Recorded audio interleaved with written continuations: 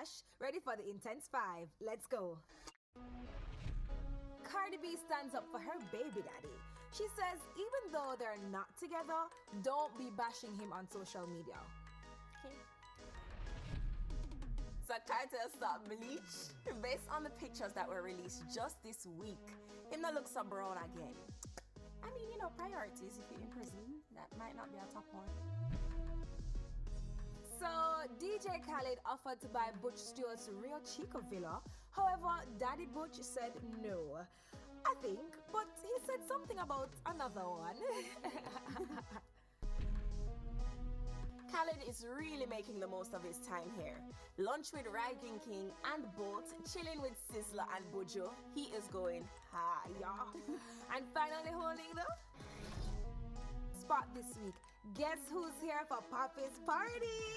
Yep, Mr. 416, Mr. Ovio, the one and only Drake. What? Yes, Drake is here. I'm going to cry.